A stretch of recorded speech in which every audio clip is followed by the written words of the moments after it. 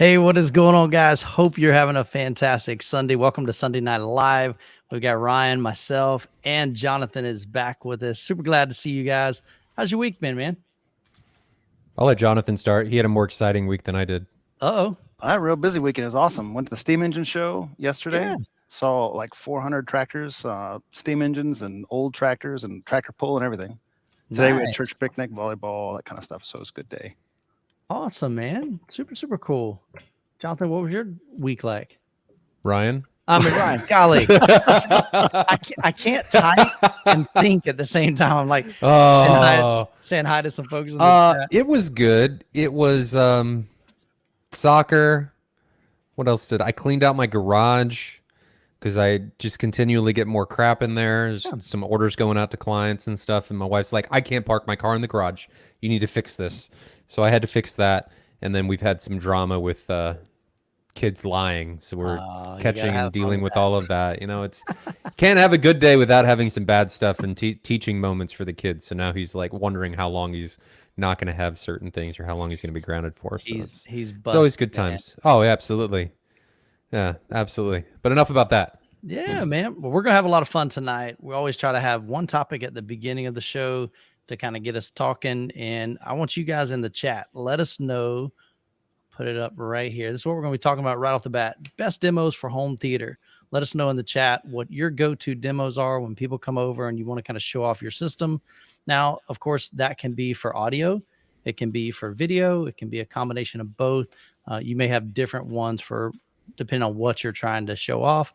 Maybe ones for low-end extension, bass that punches you right in the chest, all that type of stuff. So let us know in the chat, and we'll go ahead and jump right into it. So best home theater demos. I think we should break this up into different topics, though, to test different particular things. All right, so let's do this. I like to start. I'll let you break this up.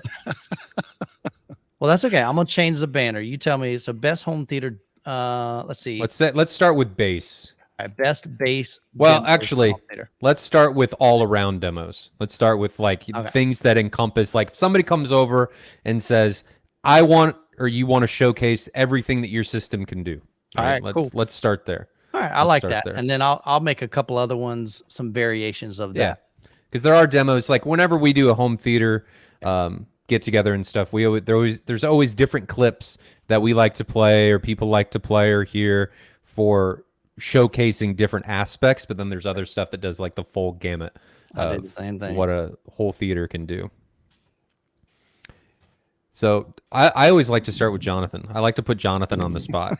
He's just sitting there like we're conversing. He's just like, the good thing with Jonathan, he's got do you have a wealth of demo material? Seems like every time I visit your home theater, you throw in some new stuff. And so I like that. I have my go-tos and it kind of gets boring, man. So I'm curious to see what you've come up with. So best all around demos for home theater. Sure. So I use MK Toolkit to rip the tracks, the chapters out of a Blu-ray disc, and then make my own demo clips. And so if I'm watching a Blu-ray with a family or something and I see something I like, then I go ahead and cut a little rip out of it.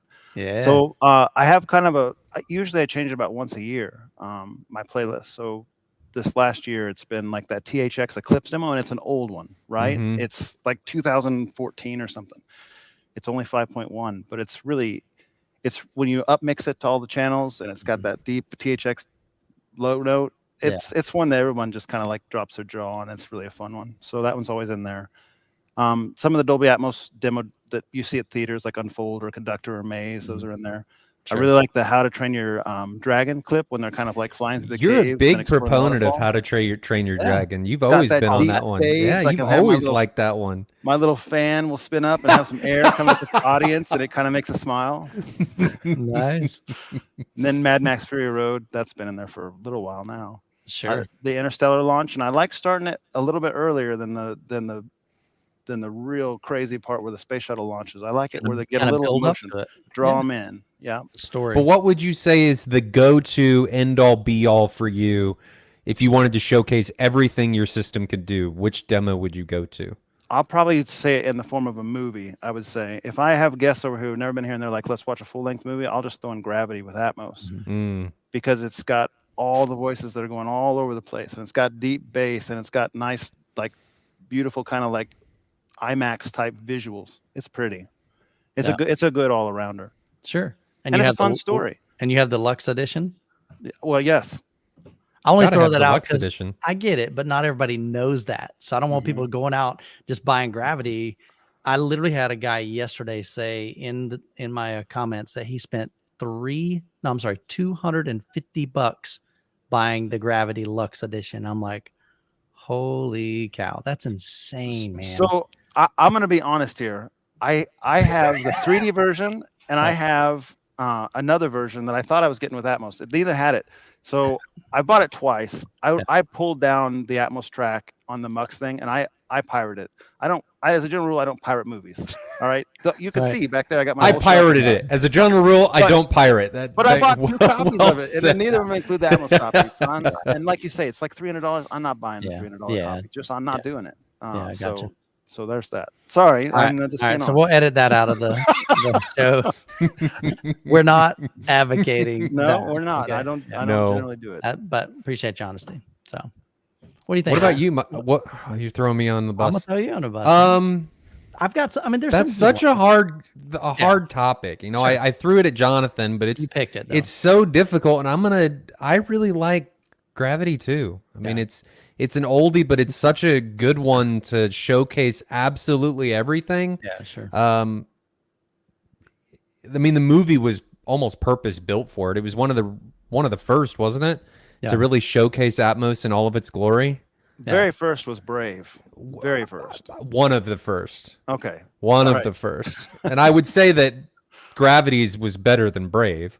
Oh yeah, I agree for sure. But I'd have to say Gravity is another go-to because it's not overwhelming. It's almost I don't know if this is the right word, but it's very precise. Like it's not overwhelming in your face. Everything is there for a reason. Sure. And you can virtually point at any object that's making the sound on screen instead of, I really like Ready Player One's demo, but Ready Player One, there's so much stuff going on and there's so much bass, which I like, it's a great demo, but it's almost overwhelming for a lot of people. And I feel like Gravity is a great one to showcase because you got to hit them later in the stomach. You got to hit them later, punch them in the stomach, and Gravity gets the whole party started, I think, without making people feel like something's too much. Sure.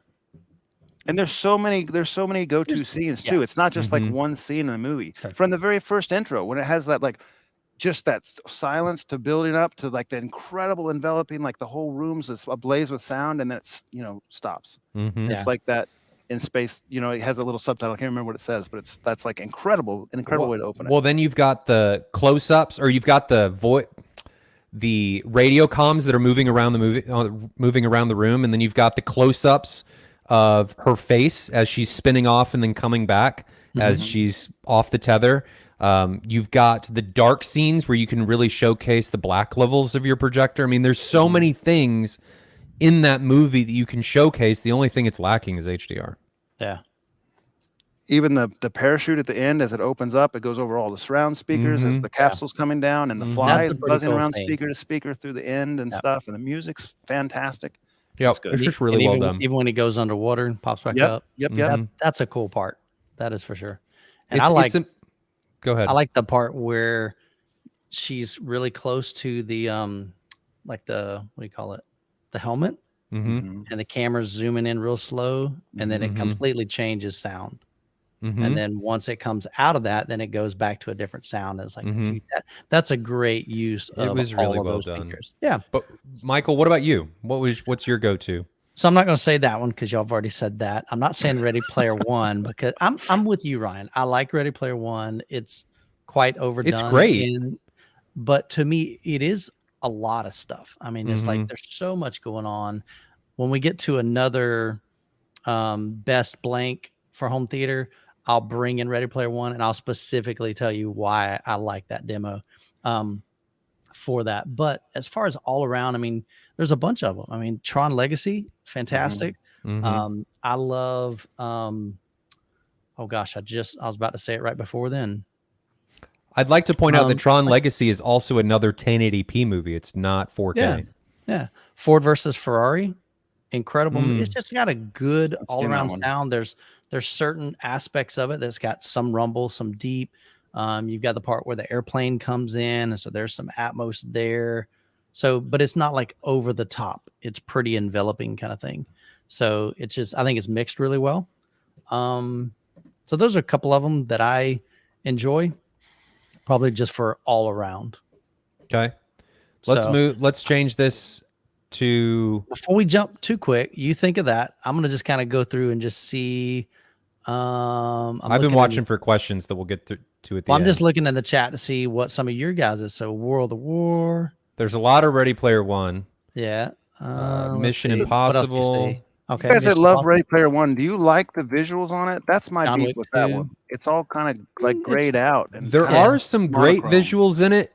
After the race scene, when they get back into the hangar and they're at those close-ups of the faces, right, where he's talking to her, you can really see a lot of detail and color in their faces, and that's a great scene. But yeah, it's very monotone, Jonathan. I do have to agree with you on that one. So this is what I'm waiting on right here. Top Gun Maverick. Top Gun. I haven't watched it yet. Well, wait a minute. I'm excited. Speaking of, I'm really excited. Oh, we ain't going there, man. It hadn't come out officially, so exactly. Maybe I need to have you guys all over next weekend or something, and we can watch it. Yeah, that's because I have it on Kscape, and I haven't watched it yet. Tron Legacy. You guys are, definitely naming some great ones here. So I like seeing what other people recommend, and so if you're watching this, maybe even on the replay, hopefully these are giving you some good ideas. Someone even said Birdman. So that's pretty wild. I haven't seen it. Definitely don't hear people, mention that. Deepwater Horizon. Yeah, definitely some really, really good stuff over here. So definitely keep those coming. Gravity is on Atmos, on Apple with Atmos for $7. I didn't know Blade that. Runner. I have to try that one. Blade Runner is a really good one. Techno Dad, good to see you, brother. I actually think Blade Runner is one of those that is good to showcase everything in your home theater. I mean, it ticks all the boxes, and then I'm going to throw another one out there. Dune, the new Dune does a really good job of doing all of that too, and it's those are two that I kind of forgot about. And Jonathan mentioned this one earlier, Mad Max Fury Road. I mean, it's done a lot, but it does so many things so well. And one last one. Sadly, I still have yet to see that whole movie. I've seen a bunch of clips and a bunch of demos, and really, I've never seen the whole movie start to finish. And then the last one I'll say is the Dread. Yeah, so I haven't seen that. It's another really good one. So not the one with Sylvester Stallone, the new one. Yeah. Next one I think we need to do is subs. Okay, and that's the one I've got right here. Boom. So bass demos, we're talking deep bass. That bass, it just puts that big old smile on your face. So here's where one of my go-tos is Ready Player One. And in particular, the part that I go to, and I'll tell you why I go to that, is it's the race scene at the beginning. But there's three specific action sequences that happen. There's the wrecking balls that hit the wall in the city. Then you've got the dinosaur that stomps, and then you've got Kong that jumps off the tower down onto the freeway. The reason why I use that is a lot of people they've seen that, they've experienced that in their own home theater, but a lot of people don't have subwoofers that go below 20 hertz. And so when I listen to a subwoofer that doesn't go below 20 hertz, you hear that, but then it's like, I know there's a section of content that is just absolutely missing in their setup. But when I listen to it on my Captivator RS2s, it continues to go down. I mean, really, really low. And so there's content. I don't know how low it goes. I've never found anything online that says, okay, this is 15 hertz or 10 hertz or 4 hertz. I don't know. But I just know there's some really low frequencies there. And when it hits, and it hits hard, I mean, it's one of those things that I really, really enjoy that scene for bass demos. So what are your go-to bass demos for home theater? And let us know in the chat. What do you like? What's your go-to bass demos when you're demoing your subwoofers? Unbroken. Unbroken is powerful. The opening scene with the anti-aircraft guns and the 50s in the plane, and then the planes flying by. It's just, there's so much going on, and you can feel everything, but it's also not so much that you can't identify any one thing. Yeah. So I really like that one. And another one that I've really liked lately is Lone Survivor, the firefight scene. I've really, really liked that one. But those are the two for subs, I think. I mean, there's plenty of other ones, but those have been the two that I've really enjoyed lately. All right. So before, Jonathan, we get to yours, this one here from Pat, Aquaman. I agree. It's got insane amounts of bass. The problem I have with it is it's almost like unneeded bass. Yeah, it's unneeded at times. There are times where he's breathing and my subwoofers are shaking my doors, kind of thing. It's like that doesn't even make. I mean, that's an exaggeration. Unnecessary. Totally. I mean, there's some great spots where, yes, man, that's awesome. That's what it's about. But it just seems like it never stops.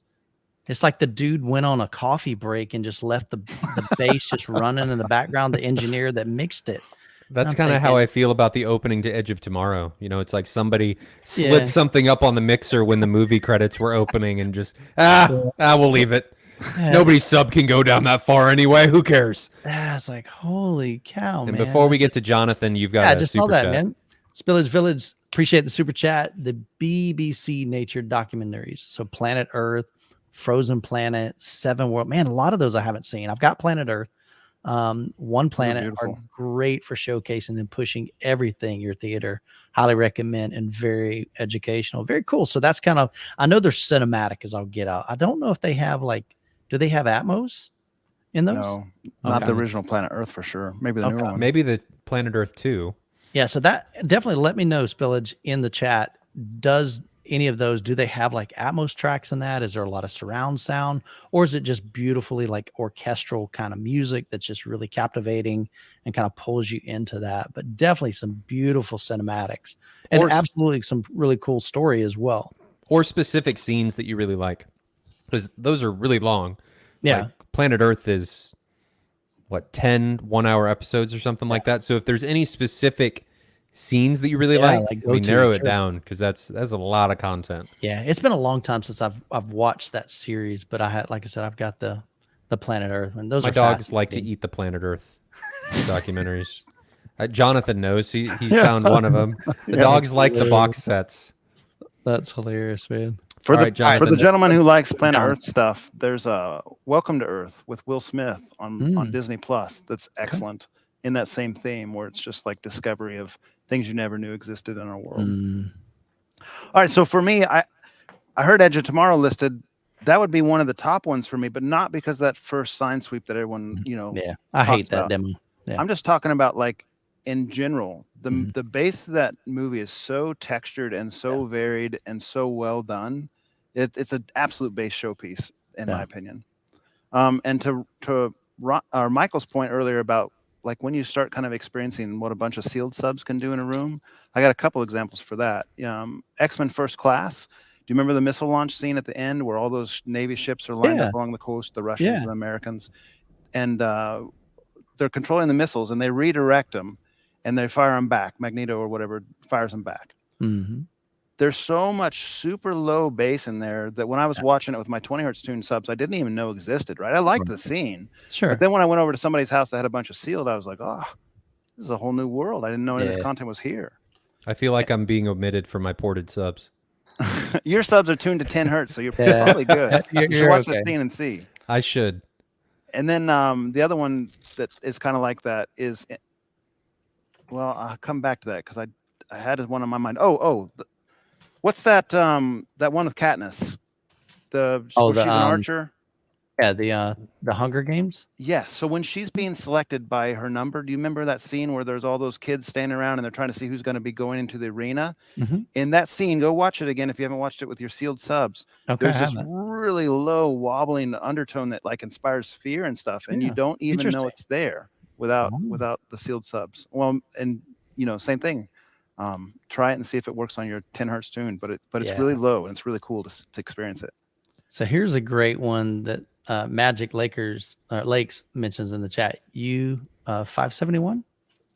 Is that the name of it? Yeah, the U571. depth charges. Yeah, the depth Yeah. charge scene. So Mhm. I've only heard that in other people's homes. I don't own the disc myself, but that's pretty stinking intense. Like that'll give your Mhm. subwoofers a massive, massive workout for sure. Yeah, I'm War looking of at the Worlds pod emergence scene. That's a Yeah. particularly good one too. Yeah, absolutely. Yeah, Now- and this one as well. Now, in War of the Worlds, it's really important that you do it on the Blu-ray version because the 4K version doesn't have the low frequency output that the Blu-ray version does. They took a lot of that out, if I remember correctly. Yeah. Yeah, and that's and I've heard people like I don't know if I would be able to pop in a Blu-ray and then pop in a 4K and go, okay, which one had the most impact? I don't know if my memory would be that great. But I know guys that do that, and they'll say, hey, this one has better audio track, or this has better Atmos, which is kind of unfortunate. You'd think they'd be able to mix them the same for 4K or Blu-ray, but They change things all the time. Yeah. Some of that stuff has a difference of like 7 dB between the Blu-ray and the 4K disc, and that's the doubling. You know, as far as like volume, 6 dB is a doubling, so it's a lot of difference. Here's some other good ones. Fury, absolutely, that thing is intense. You know, so I'm gonna spoil Fury for you. Fury is good until you realize that all they ever do is like start every time the tank rolls, they give you a taste of that deep bass, and then it goes away. And once you start realizing that, you're like, like so much potential there. It would have been I took cool. it out of my playlist because I was like, why do they keep muting the track sound every time? And it's still cool though, man. You got to admit, it is cool. Yeah.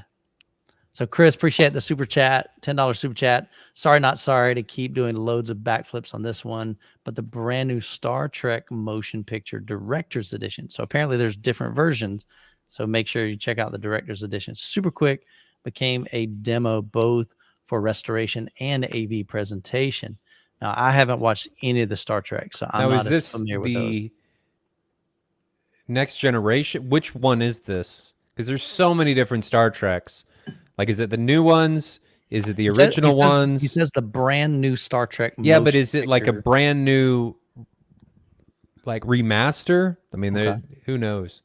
Gotcha. Chris, let us know in the chat. We'll add that to that comment. But definitely, I love seeing what other people, and that's one thing. When I get a chance to do home theater tours, I get a chance to visit people's homes, and a lot of times they're like, you know, what do you want? What demo do you want me to play for you? And I'm like, I want you to play for me what you like to demo, because I love experiencing some new things. I went to one gentleman, he did it twice because I visited his home twice, and it was Grant, and he plays Power Rangers. And I'm like, dude, I have never seen Power Rangers in a demo, but it's a really cool demo, you know? So it was like, okay. So I like being able to see and experience, you know, we've got Man of Steel, we've got Transformers Age of Extinction, 1979 original movie. So how can that be? He's saying it's a brand new, maybe redo. It's the remaster of the original. I gotcha. We got folks liking Jurassic Park. That is a good one. And one thing about Jurassic Park is they never captured it again in the other movies, is how they did the sound in the first one. Yeah. Really envelops you into the cinematic experience, in that it's virtually a horror movie is what they've created, but it never captures that again in the later movies. What are you laughing about? Yeah, Chana's like, yeah, it's a great Atmos track, but it sucked as a film. I think Grant would agree. I mean, maybe we're just crapping on one of his favorite movies of all time. Yeah. I'll have to ask him. See, you know, we got some fans here. You know, Van Gool says he liked it more than most. So, I mean, there's worse movies than Power Rangers. Yep. At least the newer one. For all right, sure, man. So new one. Let's talk about music, because I think music kind of gets overlooked a lot of times. And I've found the more I use my home theater, the more I'm actually just utilizing it for music. Now, is this for home theater, or are you talking? Let's talk about both. Okay. I'm going to put home theater first. Like are you talking like a surround experience? Yeah. Instead of 2-channel? Yeah, we can. Let's talk about both. So surround and 2-channel. Let's talk about both. So Jonathan, I'll share with you mine. So my go-to for best music demos in a home theater immersive experience would be the Hans Zimmer. in particular the Pirates of the Caribbean. It's mostly like the lead up isn't as exciting, but once they get into the familiar dun dun dun dun dun dun dun, you know, that is absolutely phenomenal. I really, really enjoy that. And then last time when we were at Jonathan's house, you played something that I thought that was really incredible. So share that, and then maybe your favorite one as well. Well, you'll have to remind me which one you're talking So about. it You're was talking the, about it was Apple the Music? German. Yeah, it was the German one. Oh yeah, Kraftwerk. And Yes. I know very much about the band, so I apologize Right. if there's beginning fans here, but it was just something I Yeah. stumbled upon. Apple Music HD has Atmos tracks in it, and it costs like $10 a month for subscription, but you can get a lot of Atmos tracks. And Kraftwerks is a German techno band that has an album that's like 3 hours long, and it just has tons of techno, like intense drum beats and synth sounds and stuff swirling all over the room, and it's really cool stuff. Yeah. And with your setup, you've got identical speakers all in your room for Atmos, surrounds, fronts, everything. And that just makes for a killer immersive experience. So It's definitely a good go-to. Now, do you remember the name of that particular track that you played? Yeah, I'll pull it up. It'll take me a second. I'll come back to yeah, it. go ahead and look at that. And because if you guys can pull this up on Apple Music, I'm telling you it. Now, I'm going to throw this out there. When he first started playing it, I thought his speakers were kind of broken, because you hear like this static kind of crunchiness. You're like, oh, that doesn't sound good, but it's just what they have. It's like this old German kind of vibe to it. And then it starts building and you're like, oh dude, that's pretty slick. Kraftwerk 3D, an insane immersive experience. Absolutely. For sure, man. Oh, so Chana even mentions, he said Atmos Music. Check out Atmos for Androids. So super cool there. I'm gonna have to spell it for you because I can't say this. It's Kraftwerk is with a K, so Kraftwerk,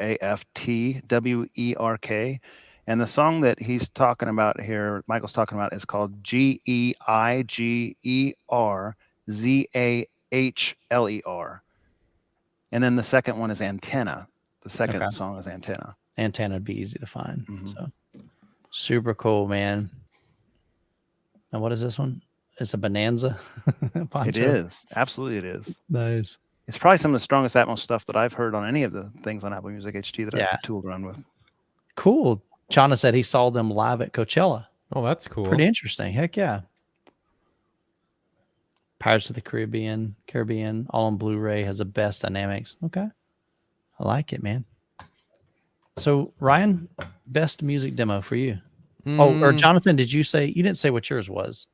You were sharing what I always do music demos for the last few years, and they've changed so much that I don't know that I have a go-to. Lately I've just been doing Apple Music HD stuff, and it's really strong. Now, do they have an Apple Atmos? They call it spatial audio, and you can go under the tab for spatial audio, and they have a lot of stuff. Not everything's Atmos, of course, but there's a lot of content in there. Cool. So if you guys have the Apple Music subscription, check out spatial audio, that category, and within that category, you should be able to find quite a bit of Atmos content on there. And your receiver should really trigger to Dolby Atmos. It's not going to say Dolby Surround or anything like that. It's going to say Dolby Atmos, or you don't have it set up right. So make sure it triggers. Gotcha. Super, super cool. So here's another one for Kraftwerk. He says Numbers. I haven't heard that one. That's another track. See, even you're learning on the channel. I'll go back and try that. You got to write that out, Write man. it down. That's what this is all about. We learn from each other and get ideas for our own home theaters. So is there a particular one that you just enjoy? Like a specific one? No, there's too many to name. I mean, I have multiple playlists of songs. Yeah. And I just I like music a lot. I had a music background in high school and college, and I enjoy it quite a bit. So yeah, he just like literally, like as we're chilling or we're eating pizza or whatever, he just got it going through, man. So it's phenomenal. Ryan? One of my favorites for music is Trinovs Music Machine 1.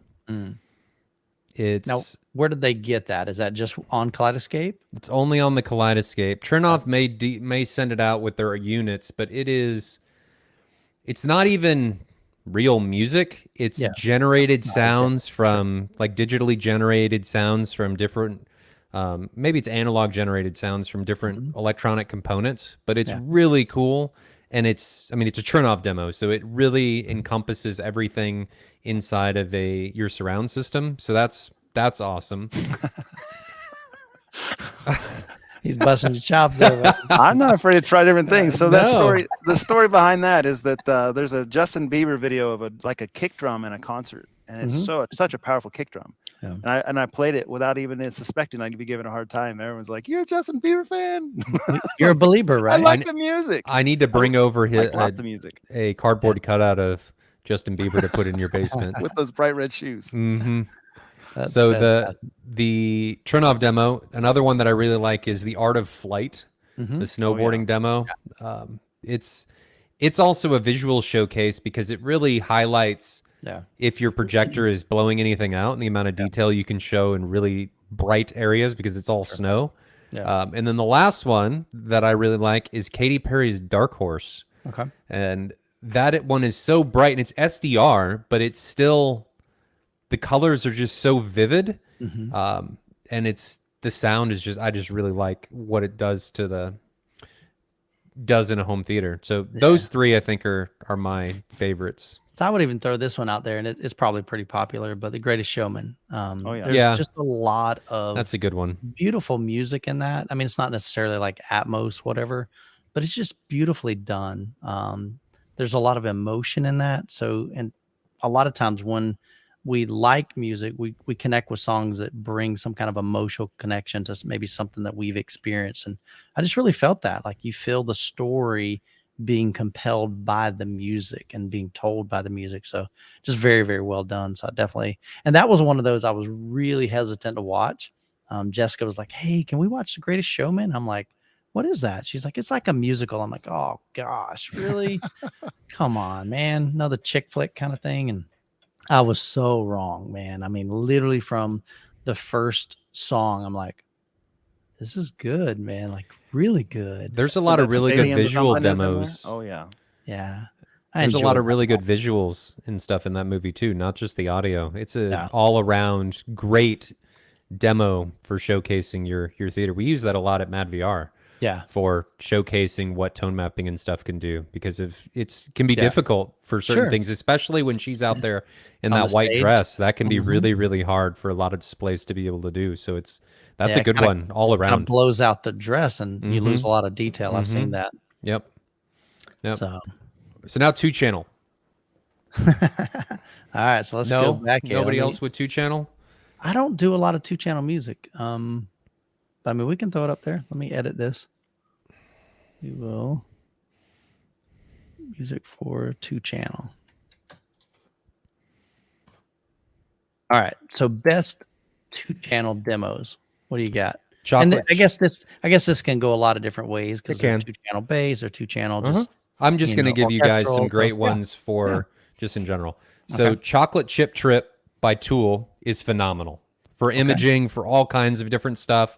There's panning. There is just a multitude of different things that happen in this track that are amazing. It is so captivating, and it's very different from anything else that you probably are going to think that Tool would do. It's an instrumental. There's no vocals, and it's just an amazing, amazing experience. So Chocolate Chip Drip, and then Midnight by Coldplay is another really, really good one. There's a lot of imaging and stuff that happens in that one.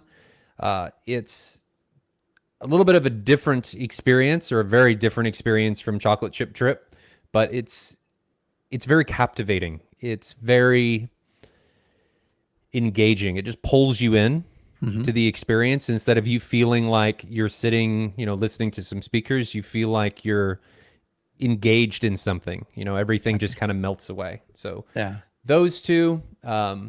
Infected Mushrooms, The Surgeon. Jonathan, I showed that one to Jonathan a little bit ago. And it's kind of a journey in that the track continues to change throughout, where it'll build up to something and then it'll change. And then it'll build up to something and then it'll change.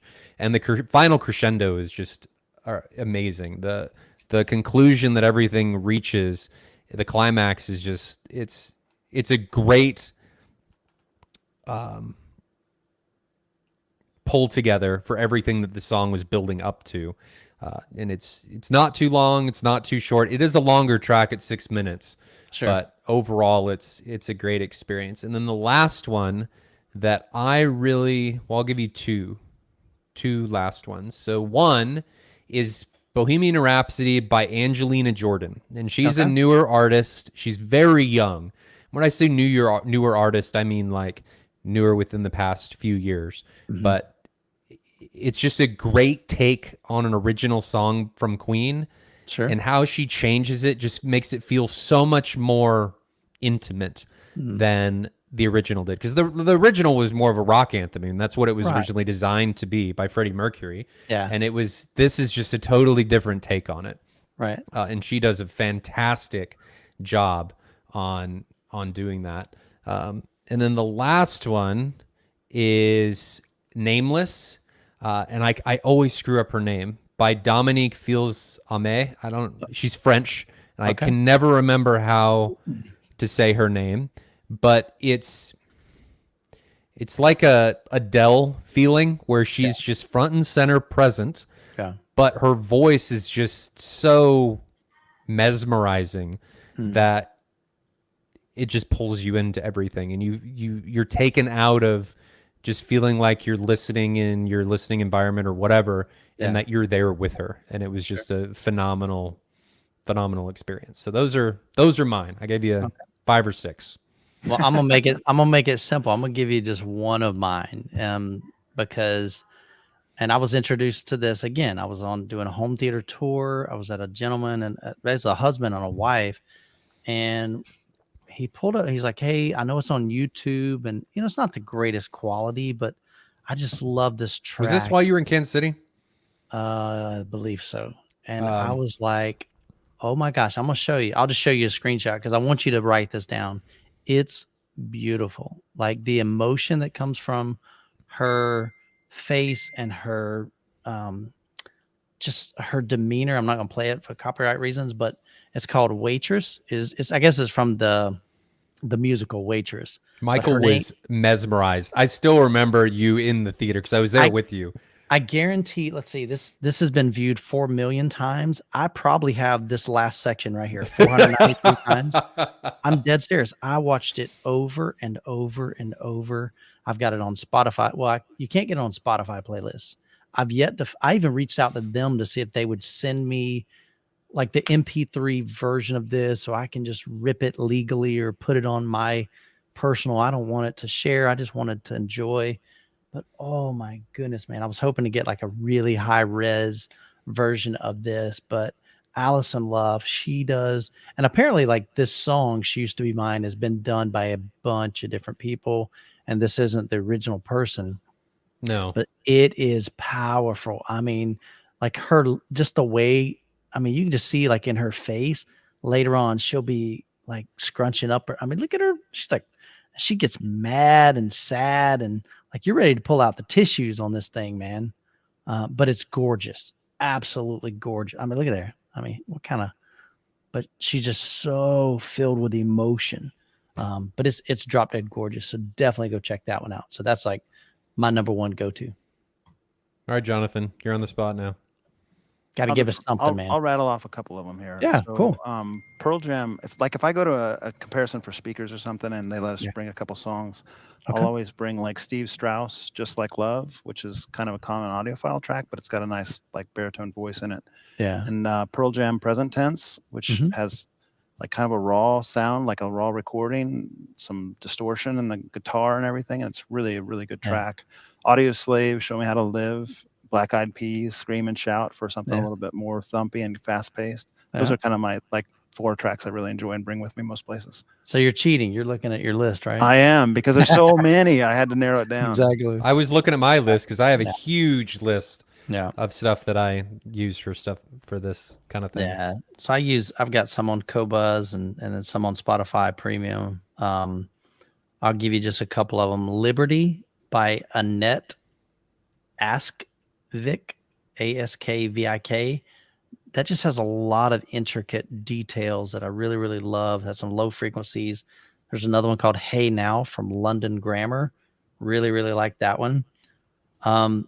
Don't judge me. But since Jonathan was willing to, well, you didn't really volunteer that information. Ryan kind of threw you under the bus there. But one that I heard and I was like, dude, that's pretty awesome. It's got some really low You're a notes. believer? No, Oh. it's a Justin Timberlake song. Oh, Justin Timberlake Suit and is tie, amazing. probably. He was here. Oh, I know it. It's not on my 2-channel demo. It's on my like Youth Man Jams. There it is right here. Say Something. It's just like got this big, deep, like, Mhm. I'm like, oh yeah, man. I like that. But it's just a really upbeat, fun song. Shivers. So I like that one. Ed Sheeran. So definitely some good stuff. Trying to see if I had anything else on my 2-channel list.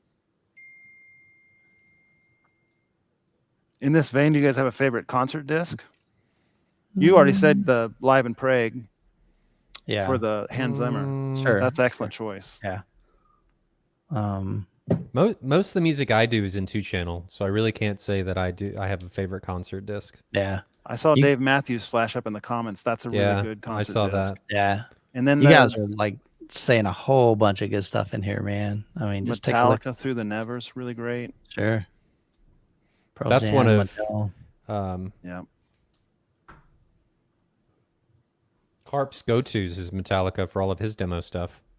Yeah, Can't the leave Never Carp's concert. demo without Enter the Sandman. Exactly. All right, so I'm going to throw this one up. This was from Chris, and so I don't know how much you guys do video games, but best video. I say video demos. I guess best demos from video game. Oh, here it is. I'm sorry. There we go. Best gaming demos for home theater. Y'all play any games? Yeah, I mean, absolutely. The one I would definitely go to is Star Wars Battlefront.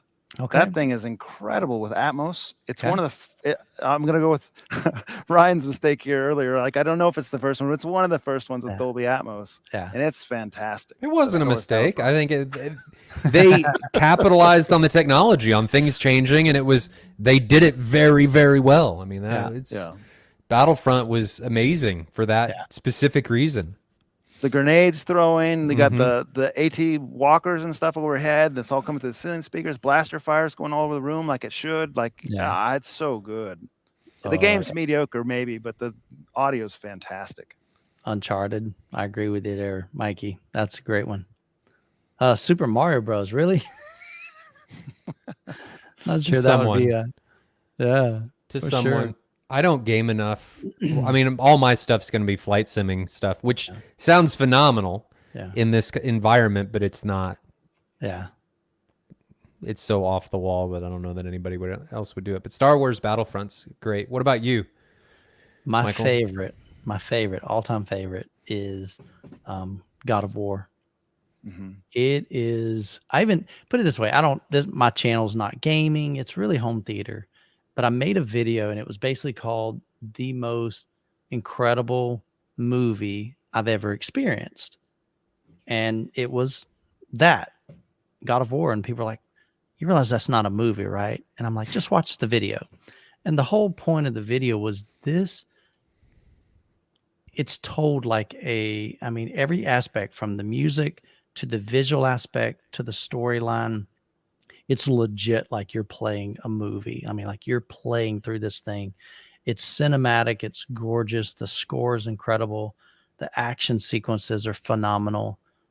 There's just so many things that they did really, really, really well. I just wish that the PlayStation 5 would have done Atmos in, they've got their own proprietary thing. And so I'm like, but it's still phenomenal. So are you talking about the new God of War or the original? No, that has not come out. All right. So I didn't get into God of War until the last one. So that was like 5 years ago. And so I just played through it like maybe a year or two ago. So there's a new one coming out called Ragnarok. So that one comes out. My son and family, my kids, they bought it for me for Father's Day, pre-ordered it. So I've got that one on the way. But if you haven't played it, and honestly, sadly, I don't know like what version, but it's the most recent God of War. So here I was thinking you were talking about the original God of War from PlayStation, and I've had the same feelings about that game that you're talking about with the new one. This one is called, help me in the chat, guys. What is the name? I mean, it's the one where he has his son, right? And he's yes. Yeah. And so the whole point of that was like, he apparently, like in the original ones, he was just this raging nut. I mean, just slaughters everyone. Mhm. And then his son begins to work on his attitude, and you see this massive transformation from this crazy, just rage-filled God to somebody that cares and somebody that has a heart. And it's really, really ditched. Where's that band option for Shauna D here, Techno Dad? So, and I love it though. I love it. I cannot wait. Okay, it's called the reboot. Okay, so I didn't know it had.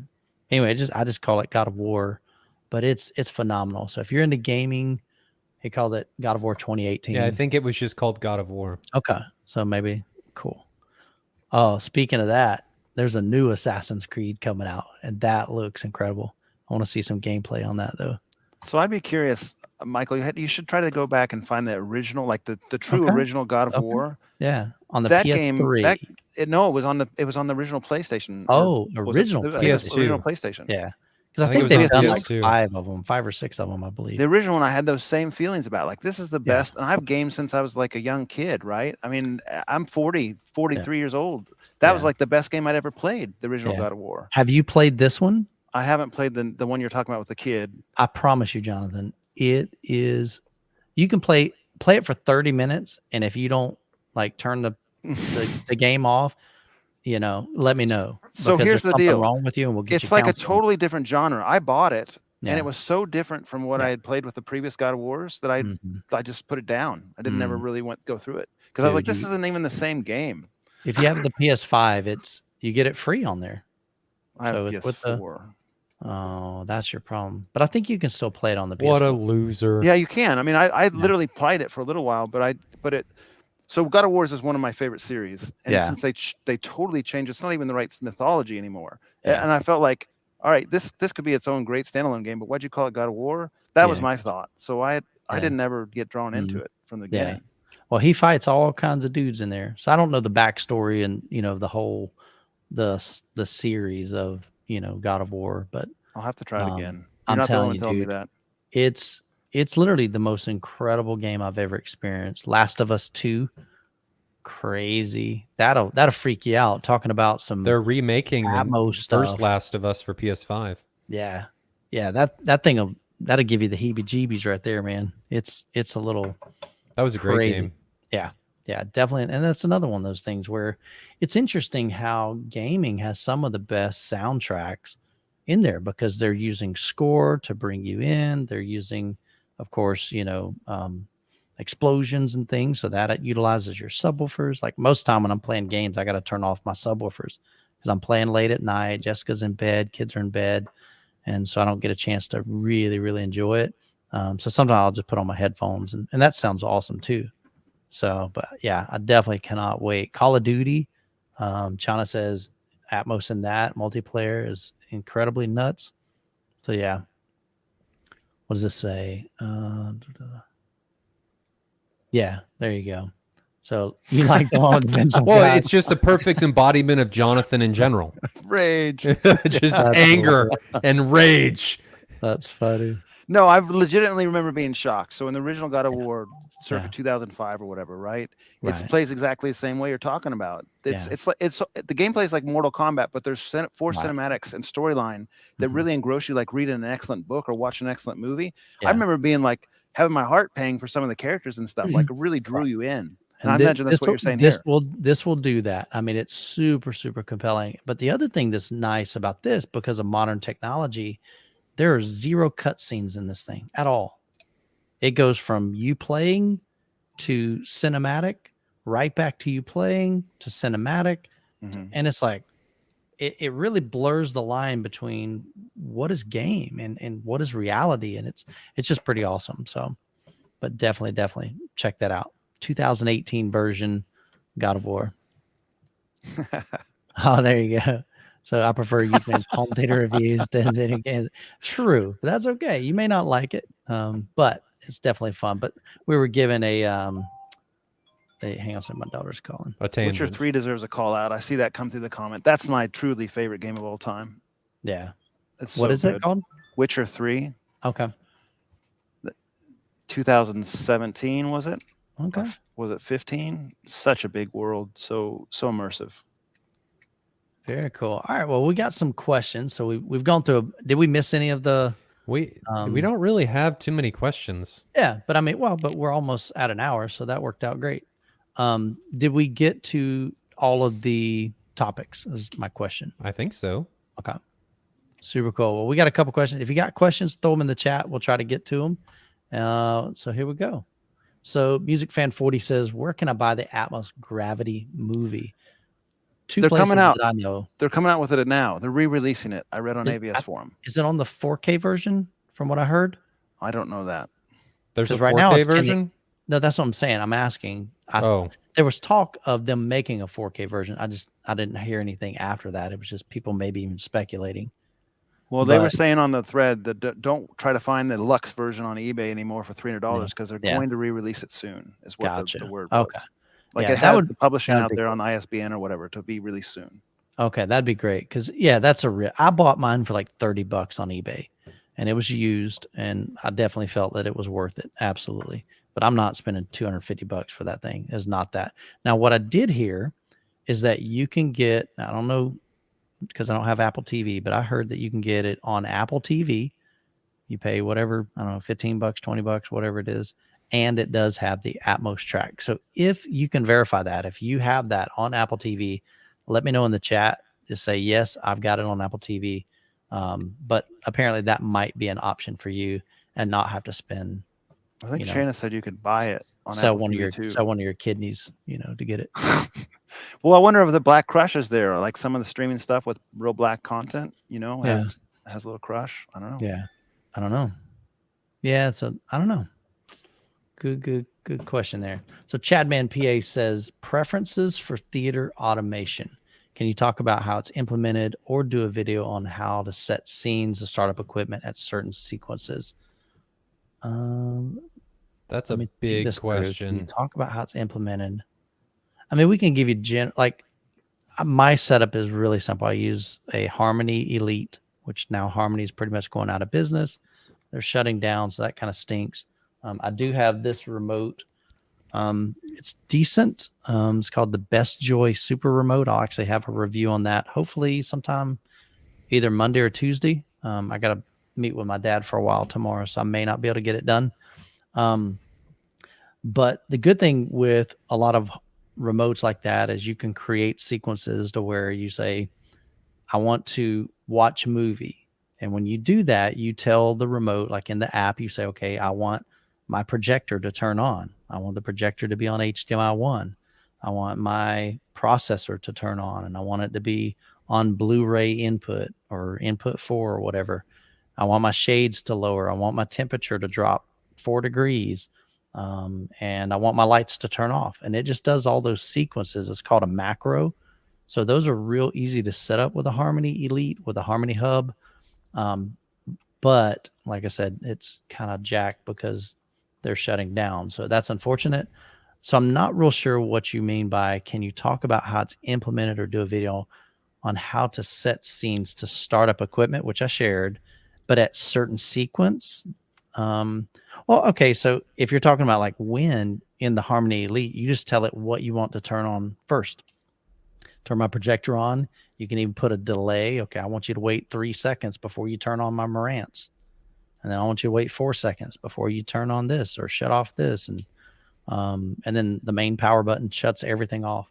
So that's how I do it. Of course, you can get real fancy with Control 4, Savant. What's the other one? Crestron, RTI. Yeah. So there's Elon, definitely there's tons of them. Definitely some stuff that you're going to need a custom integrator to do that. I just want something that I physically can set up really easy, especially with a phone on a mobile. I can be in my theater room, add this device or change this sequence. This thing here, like I said, I'll have a review on it. I like the remote, but their app is horrendous. It's pretty bad. And they know it. They said, hey, we know our app isn't where we want it to be yet. So they're working on it. Why do they release the product then? Just wait. I don't know. I don't understand that. I'm going to show you I'll give you just a sneak peek. So it's called iClick. When you open the app, it looks like this. See if I can. There we go. You able to see that decently? Michael showed that to me a few Let's see if I can. weeks ago, and it's terrible. Not see me. I know. I'm getting it. There we go. It's kind of hard to see. But the problem with that is the 1, 2, and 3 lines do something, and then the text in the middle does something, and it doesn't really tell you that it does anything, and it's just not good. I'll show you in the video and like demo it, but it's that's just not, new. Yeah, it's just not ideal. So that hopefully that answers your question there, Chad man. Electron Ash says, I was just watching Home Theater Guru's video on Atmos speaker placement. Again, I stupidly put my height speakers in line with my fronts and it doesn't sound good. So that's probably, well, so go watch his video. He suggests that there are other Atmos paperwork or documents that suggest that's not correct. When you look on their speaker layout guide, they pretty much have them in line with your mains. So pretty much everybody's going, okay, this is where I need to put them. But they don't. And again, I haven't watched his video in a while when he posted it, but he talks about that's not actually accurate. But he's getting that information from somewhere else. So, but you can check that out. Based on the angles more, it depends on how wide his fronts are, whether that's going to be a problem or not, right? If he's got a super wide room and his fronts are real wide at the outside walls, and he wouldn't want his Atmos speakers out that wide. You'd want them in more over your head, but it's all angle based. Yeah. So definitely go check that out. Let's see. Chris says, okay, here's an honest one. Does anyone actually listen to mono on purpose? No. Original Terminator comes to mind. Yeah. I do not. That is for sure. Tristan, best streaming series for audio and video. So was that a question? Streaming series. Oh, okay. I see what you're saying. I like the new Stranger Things. Got that weird 80s music though, man. Yeah, but it's the Atmos and the sound and the music. It's so well done. It's pretty cool. And the experience that it pulls you into is just fantastic. I did watch. I've watched the latest one. I skipped the other ones. I watched maybe the first series. The first one was great. The other two were okay, and then this one is just on another level. I mean, it feels like it went back to being a horror show, and it's great. Yeah. So true story. One of the home theater tours that I did here in Florida, his two sons are twins in the latest series. So that was pretty cool. What? Twins? No, that's cool. I know. No, literally, like his twin sons are in the movie. They're actually in the movie. Where though? There's a scene where they're like crawling on the floor. I don't know. I couldn't tell you. Oh, exactly. I think I know where they are. Okay. But they're basically like in the room, that main room where everybody's at in the middle. So when they're crawling across the floor, they have a couple parts in there. So that's cool. Like, my answer on this one would be The Expanse for audio video, especially Black Floor. And then recently Arcane. I really dig Arcane. It's an animated series on Netflix. So give that a shot too. Cool. Good stuff there. Bob says, what is Bass Atmos? They mentioned it at the home theater company you went to in Georgia. Are you Bass Atmos? I'd have to go back and watch. He's talking about the Atlanta home theater tour that I did, I'm assuming. Would that be a low speaker count, like the minimum Atmos, 5.1.2? Yeah, maybe. Yeah, honestly, I'm not sure. I'd have to go back and look at that video, Bob, to see what he said. And what he was referring to, kind of what the context of that. If you're like Jonathan's mentioned, really for Atmos, you at least got to have two either in-ceiling speakers or on-ceiling speakers, or maybe two height speakers, maybe placed in kind of in the center of your room. So typically that would be, or the only other thing I can think of is I call it like the ground plane or the floor level speakers, but I don't know if that's what you're referring to. So maybe give us some clarification in the chat. Martin says, how would you price used speakers? That is so subjective. Yeah. Honestly, so here's the best thing. I would recommend go to like eBay And don't worry about what people are listing stuff for, because that is irrelevant. Doesn't matter. You can list something for $4,000 and the thing's worth $4. So that doesn't give you an accurate representation of what it's worth or what people are willing to pay. But up at the top right, you can click on the advanced tab and then scroll down and you'll see sold items. And that will show you like, okay, people actually bought this and they paid this. So that'll give you an idea roughly of what that speaker or AVR or subwoofer has potentially gone for. And it's recent sales too. So it's not something that sold 6 years ago. It's something that really sold within the past couple months. So that would be my best bet. And then maybe, you can go on things like Facebook Marketplace, Craigslist, OfferUp, and see if somebody's currently listing one for it. But again, it doesn't tell you what people are willing to pay for it. So it just tells you what they're being listed for. So hopefully that helps. And then another question here, Chris, do you guys mostly buy physical media or stream? I'm a physical media guy. I watch streaming, but that's more for casual. Like if I'm just chilling, I'm not really worried about, like if I've got my subwoofers off 100% all day long, I'll stream. No big deal. Because I'm not looking for that crazy ultimate immersive sound experience, big deep bass. I just want something to kind of veg. I've had a long day editing videos or whatever, and I just want to go in the theater room and kind of chill for a while. So what about you guys? I'm increasingly streaming. The quality keeps getting better and better. So True. Yes, there's still a difference between like a 4K disc and even the best streaming from, I won't speak to Kaleidoscape, but consumer streaming like Apple TV or, like Roku, that kind of stuff. There's still a difference, but it's closing. That gap's closing. Yeah. I still think it's going to be a long time before we really get like really high quality streaming, especially multi-channel, when you're getting especially 7.1 or even above. And it's just really good audio and video. I think we're a long ways away from that. Yeah, especially as file formats continually, the storage capacity needed continually gets higher and higher and higher. I mean, we're seeing more 70, 80, and 90 gigabyte file sizes on physical media. And it's just, as that continues to increase, it's just not going to be able to work out for streaming.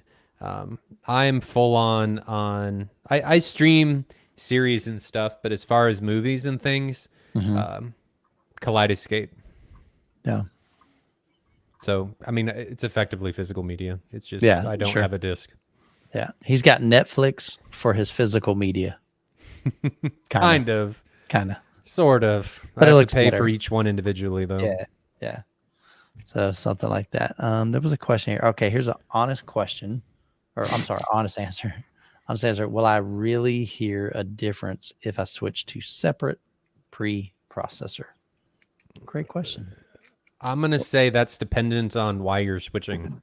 Right. If you're switching just to switch from an AVR to amps and pre-pro, no.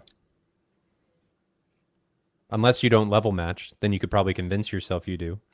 Or if you have some sort of entry like home theater and box type receiver, and you go to separates. That's a good point. If you're equal tiers, like say you go from a top of the line Denon AVR with internal amps to a top of the line Marantz with XLR. Yeah, I'm with Ryan. You're not going to hear a difference there. Yeah. So I'll throw this out there, and it could be placebo. I'm not saying it wasn't, but I was sent an SR 8015, so top of the line Marantz AVR.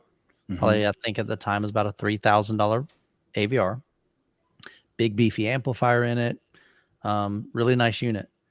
I had never experienced, for the most part, separates in my room, and so I asked them if they would send me their processor. So they sent me, at that time it was the 8805. And so I invited a friend of mine over and I said, hey, I want you to kind of go through this with me. And so we listened to some demos on the SR 8015, and then we unhooked it. We connected the AV 7706 or 05 at the time, ran Odyssey, calibrated it, level matched it and everything, fired it up. Now, granted, I didn't expect to hear any difference. I went into it going, because, and this was the biggest reason, is the SR 8015 has what they call preamp mode, and it disables all of the internal amplification. And so when we were demoing it, I had it in preamp mode. So none of the internal amplification was turned on. And I was using the Monolith 11X amplifier. So when I switched over to the processor, same thing. Technically, it's already in preamp mode because it is a preamp and a processor, and ran Odyssey. And we both heard, again, and this is going from audible memory, but it wasn't a blind test. It wasn't a double blind test. So of course there's visual biases, but I honestly thought I was going to hear nothing, like no difference. And we both were like, holy cow, dude. Like I'm hearing better separation, like more discrete information from like the side surrounds and the Atmos channels than I did on the other one. Now, of course, there are all kinds of variables that could have changed. Odyssey, for one of things, could be different completely. Like it can EQ Odyssey, and not because it's a preamp versus an AVR, because they're using the same thing, Odyssey XT32. But we all know you can run Odyssey and run it again. Like once you may run it one time and go, that doesn't sound great. You run it again and go, oh, that sounds a lot better. Odyssey is not perfect. So it could have been that. I don't know. And all I shared in that video, as I said, in my room with these two, with us doing this, not experiment, but this, when we swapped it out, here's what we heard. So take it for what it's worth. But I definitely would never say that, yes, if you absolutely switch to a processor, it's going to like open up, and sound absolutely incredible. I've heard some really, really great AVRs. I mean, Jonathan's got an AVR in his. Doesn't even use Odyssey. Turns it off. And it sounds phenomenal. Ryan's got Storm. Sounds phenomenal. I turned off Dirac. But you're using a really high-end processor. Sounds phenomenal. I think it's more about how you calibrate and proper calibration than it is about, I guess it kind of goes back to even like a photographer. A good photographer can take a great photo with almost any camera. It's not about the gear. It's really about the implementation of the gear and how you utilize it. I think the same thing can be said of home theater. What do you guys think? It's going to be really hard to convince anyone on this kind of stuff unless you do like blind A/B tests back and forth. And I've 100%. Done 4 rounds of them at this time. So Odyssey is a huge variable, like you explained. Right. Yeah. I mean, even between 2 runs, it'll set the crossovers different, right? Correct. So it's not establishing the same thing. And when they measure it with Omni mic or a calibrated mic, it's different between every run. It just is. Your mic moves 6 inches this way, it's different. Yep. So really, the only way you can compare then is if you're doing A/B and you're doing it fast and you turn all the auto EQ off and you make sure the settings match. And even then, you get into the technicalities of it, Marantz has that HDAM module on it. That's a little distortion box according to ASR testing. So if your AVR you're testing against like a Marantz, for instance, the Marantz actually adds a pleasurable, enjoyable distortion to the sound because people like a little distortion in their music. Are you going to get the exact same sound? Yeah. Maybe not, because of so many different variables. All right. Are you going to be guaranteed a better experience with preamps? No. Yeah. I agree with Michael there too. That's not a guarantee by any means. I think there's definitely some advantages of going to a processor. But it just depends on like what your needs are. My opinion on this is if it works for you and your setup. Get whatever specific settings, options, or channel count, or whatever you're chasing, go for that. I mean, AVRs aren't going to work for everybody because some people need more power. I mean, like in my theater, I can't do an AVR because my speakers will lead an AVR's amps for lunch. It just doesn't work. So plus I have too many channels. So if you're in a situation like that, then absolutely go pre-pro. But if you're in a situation where it works, I don't really find a justifiable reason to do it. And can you hear a difference? I'm with John. I think there's too many variables to be able to do it. The only real way to be able to do it would be to turn all the processing off and do it there and do a very fast A/B blind test, which maybe we should do. I mean, at the next M-Wave, we need to do that and see if there's a difference and if people can be able to tell, and do DAX and see if people can be able to tell. Because that's really what you're going down to is, can The you hear a internal difference of components. the internal components, and Not is the it making a processing. difference? Interesting. And I mean, we've done plenty of amp blind tests. We've done all different kinds of stuff. I mean, with M-Wave, can you hear a difference in room correction? Yeah, that was proven. You definitely can, and it's there. But that's down to how the processing is being utilized and what the computer is doing to make corrections. Sure. And there's definitely a difference there. But the funny thing, like Jonathan and I were mentioning, that can even vary if we would have recalibrated them all again and then redid that same test. We may have chosen something different just because it calibrated a different way and changed the crossovers a different way and set the levels a different way and all of Did that. it And screw up the EQ'd it. timing and mess up all kinds of other stuff? Yeah, for sure. And then you even got the individual bundled mic, and I think we've mentioned this before. Odyssey, for instance, allows a 2.5 plus or minus variance within allowed tolerance. That's a 5 dB swing. Gotcha. So you take two identical Denon X 6700, the receiver I run, with their bundled mic, there might be 5 dB a difference if you used identical positions, like on the nose identical positions. There could be just from that allowed variance in the microphone. Yeah. So it's really hard to do any kind of apples to apples comparison, especially if you're swapping gear and using different mic positions and different mics and all that stuff. Sure. So Ton says that his thought is source is greater than processing, which is greater than the gear. Gear and processing kind of go hand in hand to some degree, but source is important. Yes. Yeah. Well, an example, if your source is a what do you call it? Like a Fire Stick TV. Okay, they're streaming. Doesn't matter what kind of processing you got. You're only going to be limited to what's coming into that processor. So I could but if you put Plex or something on that, hey, he just said source, man. Source is greater than processing. That's kind of all right. So if your source is 1080p, regardless of your processing, it would be better if your source was 4K. I think there's diminishing returns. Same thing with audio, though. I think there's diminishing returns on that, because technically you could say that 4K projectors are better than 2K E-Shift, but I would challenge anybody from a seating position to be able to reliably tell the difference between the two. I'm with you on that. Yeah. And like I could say that my projector, my NZ9 is technically better because it can do 8K than a 4K version of an NX9 if I had them level matched for brightness. But can you see the difference? There's a diminishing return level there. So yeah, at some point I think that's valid. But this whole hobby is about diminishing returns. For sure. But I think there's diminishing returns for source processing and gear. I mean, it's there for all of them. I don't think it's just source material. I didn't realize I had that banner up probably half the show on the gaming. We all know that's what you really wanted to talk about, Michael. It was not. So Bert says, are there any videos? Sorry, I'm gonna correct your grammar. Are there any videos on the difference between Dolby settings, like surround versus direct? I mean, I'm sure somebody's done them. I haven't done them on my channel. Why does my system sound better on direct as opposed to surround? I hate direct. Direct removes the subwoofer. Like, I don't like that.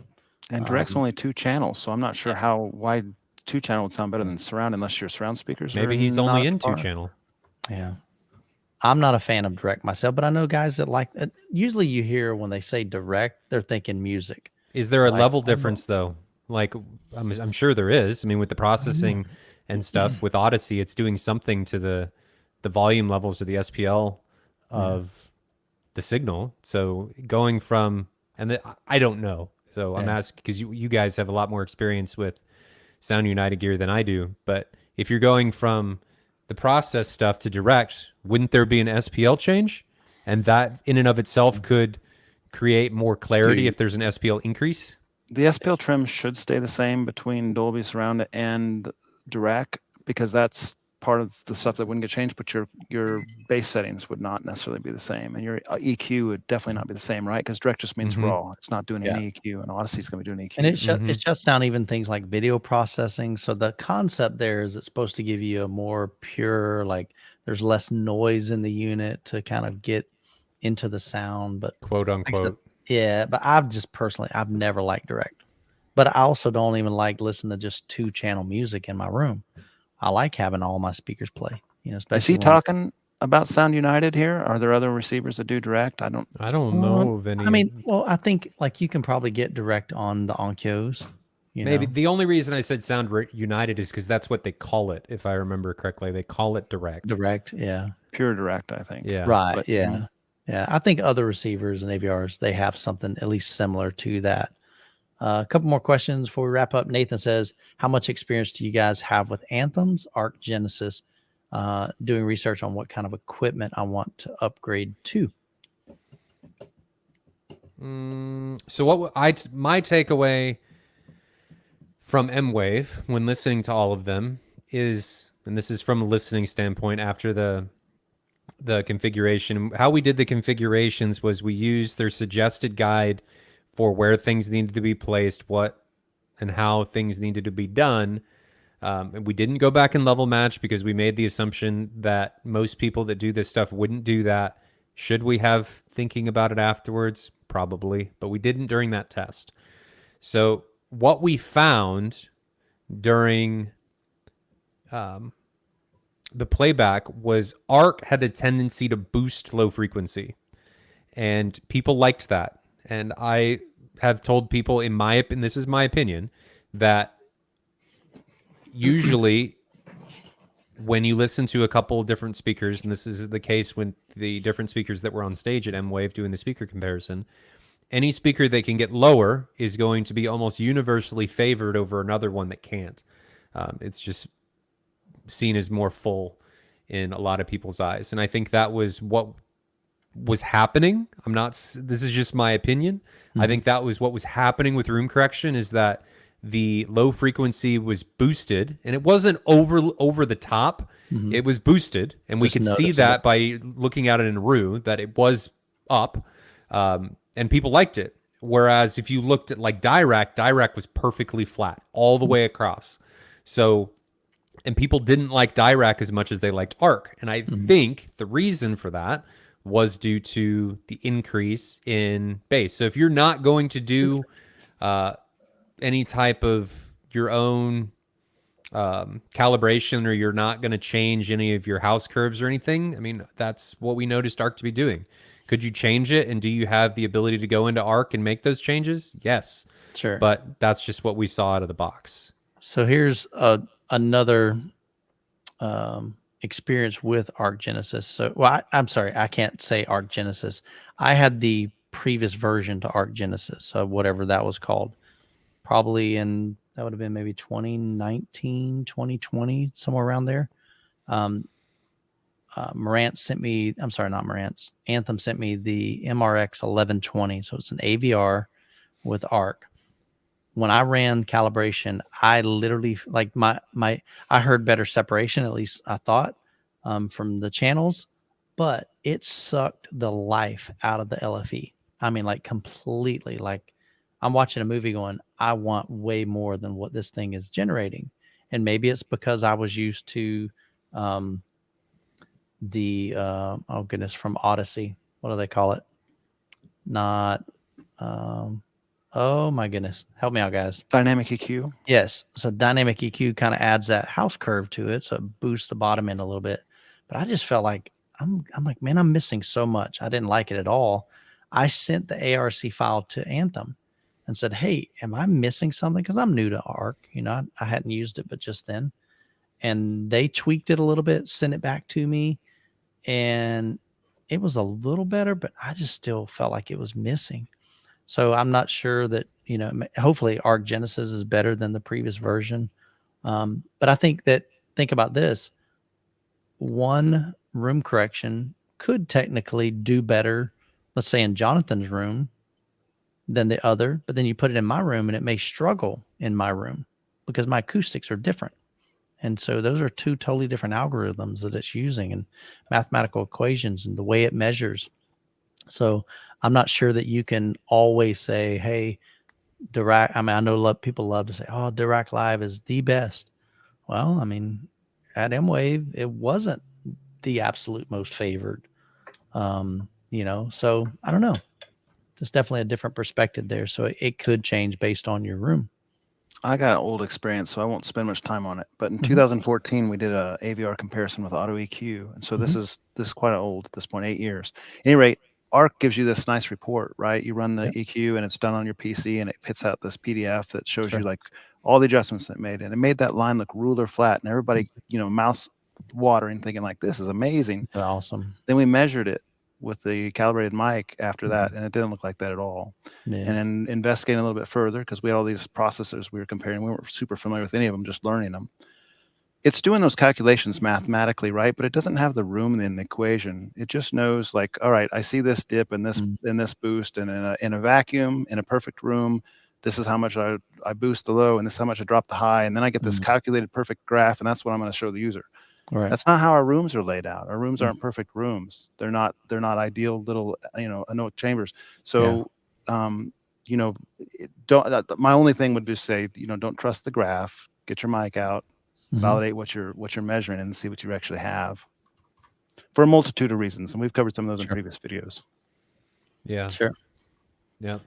And that was a big reason why I turned mine off. I mean, it can be a great starting point, but man, it can mess up a lot of different stuff. I mean, it was totally screwing up my low end. It was doing a lot of really funky stuff. My room correction was, and I mean, like Jonathan, and Jonathan always said for a reason that he didn't run any room correction, and I turned mine off. And I'm doing some manual stuff, but I feel like it's a lot better to be in control and then take a reading and see what it's doing in the room and then adjust. than to just trust the room correction to do it, because there are a lot of things that it gets wrong. Yeah. And it'll be nice when Michael comes back out, because my room, and Jonathan hasn't heard it since I've turned it off and made some changes. It's totally different. Who said I'm coming back?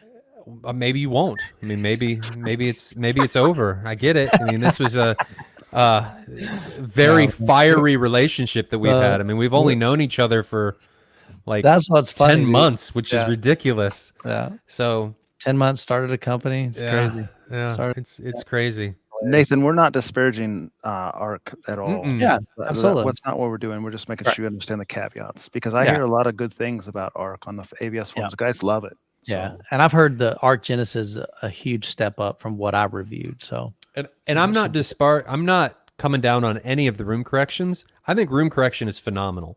Most people don't want to get in there with a calibrated mic, go through all of the measurements, spend hours going through everything. I love that stuff.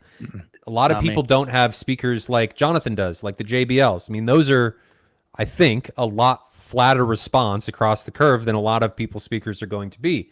So room correction, I think, has its place, and it's does very well for a lot of people. So don't think that just because, we're talking down on room correction that we're saying, oh, don't use it. In no way are we saying that at all. I think it does a phenomenal job, and the things that room correction has to take into account, I'm surprised at how well it does. I mean, it does a very good job taking all things into consideration. So I think Arc is fantastic. I think Arc is one of the best that's out right now, in my opinion. It and Dirac, my opinion, I think are two of the best that are on the market. They're the two that I favored at M-Wave during our blind comparison. So take that for what it is, but in no way do I think any of us are coming down on room correction. So sorry if this is coming across at all negatively. Well, we'll scoot on to the next one. So Juan Dark says, and I think we kind of touched on this in a previous one, so we probably won't spend a lot of time here. Diminishing returns on subwoofers. Again, that's kind of subjective, but we did address that quite a bit in one of the previous episodes, right? Last episode? Yes. So I would encourage you, just go back. I mean, I hate to do it, but because there's just a lot to that question. I think we unpacked it pretty well on that episode. Is that a fair assessment, guys? I think so. We talked about it quite a bit. Okay, cool. Last couple here, 3 questions. Pat, am I crazy that I can't hear a difference disabling mid? I'm glad you brought this up. Mid compensation in Odyssey app. I've done it as well, because everybody says turn that crap off. You don't need it. Turn it off. I've turned it off and I've turned it on, and I'll be honest, I didn't hear any like massive difference for sure. So I'm not even sure. I leave it off because people say to leave it off, but I didn't hear like, oh, that's what I'm missing. Holy cow.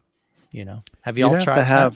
I've tried it, and you'd have to have specialized content that had that like 1.8 kilohertz type range. Otherwise, I mean, if you're listening to music, where are the thresholds of what music you're listening to at the highest frequencies? You got a bass beat at 90 hertz. You got some, triangle at 2,000 or 4,000 hertz. Like, is anything at 1.8? I don't know what you're listening to. So, yeah, I mean, it's measurable. I can see the difference on OmniMic. Sure. But does your content? Do you hear it? You're probably not listening to the right content to hear it. I mean, something you could do is you could turn on a test tone. Mm-hmm. Not that that's in any way real world, but you could do that and then turn that on and off and see if you could hear the difference. So it had to be in a certain frequency range, though. Mm-hmm. I think also you see that on the forums all over the place. Turn that off, like Michael said. But the reality is, Odyssey put that in there for a reason. If you have a high quality speaker, like you have a nice quality, competent speaker that's designed well, it's expensive, it's a nice quality thing, you probably don't need it. If you've got run-of-the-mill speakers that you picked up somewhere else, you probably do need it. That's why Odyssey put it in there. So if you're using like, well, I won't throw them on. Yeah, be careful. I was about to say a brand, but that's all right. They're not known for great speakers. Let's put it that way. All right, we'll move on. Electron Ash says, is having the speakers behind the screen a game changer for that cinema sound in the home? So I have them behind mine. Jonathan has them behind his. Ryan does not have them behind. He has the center channel. My center channel does a pretty. No, you're right. It's up front. It's not, but it does a pretty good job of being a phantom, making it seem like it's coming out of the middle. Is it as good as your guys's? No, but my theater is a little bit different. I truly do. I love having everything right behind it because it 100% is where it happens on the screen. If somebody's speaking in the center, you're hearing it right dead from the center. When I had a projector, when I had my screen or my center channel above it, angled down, it was always really, really obvious to me.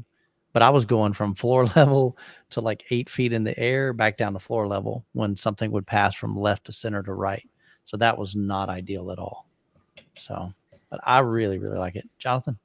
Yeah, I agree. It's a big deal.